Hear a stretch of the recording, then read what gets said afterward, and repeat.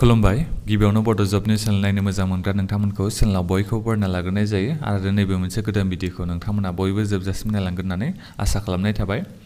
जोंहा ई-श्रम कार्डनि बागै आपडेट फैदों दे आं बेनिखायनो बे भिडिअखौ लाबोनाय जादों। आं सिगाङाव गोबां भिडिअ बानायखांबाय ई-श्रमनि बागै माबोरै एप्लाइ खालामनांगौ माबोरै प्रफाइलखौ आपडेट खालामनांगौ बायदि बायदि बिनि बागै आं गोबां भिडिअ लाबोखांबाय।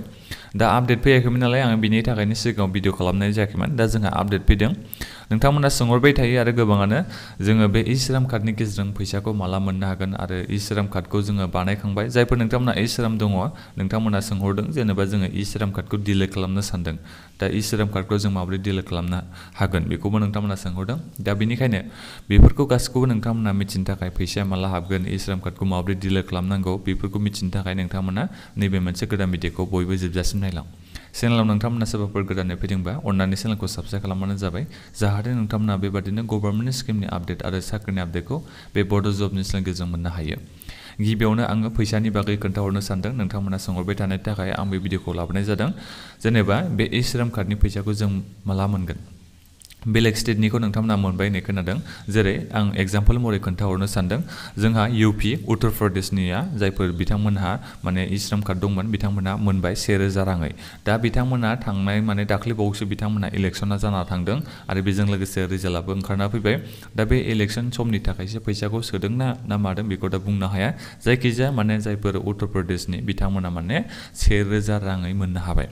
दा आसाम स्टेटनिया जेबो खबर गैथ'वा दे। दा बिनिखायनो जोङो बुंनो हाया बे आसाम गभर्नमेन्ट जेनेबा जोङो आसामनि थागिरि बिथांमोना जायफोर बिथांमोना ई-श्रम कार्ड दङ बिथांमोना फैसाखौ माला मोननो हागोन बेखौ बुंनो हाया। जुदि फैसाया सेन्ट्रेल गभर्नमेन्टआ डाइरेक्ट गासिबो स्टेटआव सोहरोबा जों गासिबो अल इन्डिया बेसेबां स्टेट दङ मोनजोबनो हागोन। नाथायबा स्टेट वाइज दा फैसाखौ सोनाय जादों नालाय दा बिनिखायनो बुंनो हाया जोंनि बे नाम्बारा माला फैगोन आसाम स्टेटनि नाम्बारा माला फैगोन जायफोर बिथांमोना ई-श्रम कार्ड दङ दा बुंनो हाया। दा बेनिखायनो नोंथांमोना एसे नेनो नांसिगोन। आसाम गभर्नमेन्टआ एनाउन्सबो खालामनो हागौ जेनेबा बे ई-श्रम कार्डनि गेजेरजों फैसाखौ नोंथांमोना मोननो हासिगोन होननानै गभर्नमेन्टआ एनाउन्सबो खालामनो हागौ। सेन्ट्रेल गभर्नमेन्टजों जेब्ला बिथांमोना रायलायगोन अब्ला बिथांमोना एनाउन्समेन्टखौ खालामनो हागौ। दा बेनिखायनो एसे नेनो नांसिगोन बे 1000 रांखौ मोननो थाखाय।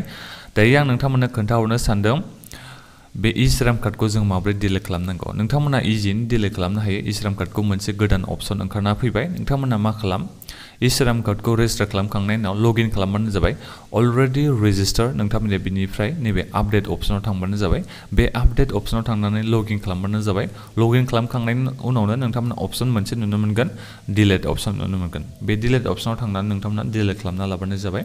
डिलिट खालामनाय समाव नोंथांमोननो नोंथांमोननि बे आधार नाम्बार आरो मबाइल नाम्बाराव माने आधारजों मबाइलजों लिंक थानाय नोंनि मबाइल नाम्बाराव बेहाय मोनसे माबा अटिपि थांगोन। बे अटिपिखौ नोंथांमोना साबमिट खालामबानो नोंनि बे ई-श्रम कार्डखौ डिलिट खालामनाय जागोन आरो माने।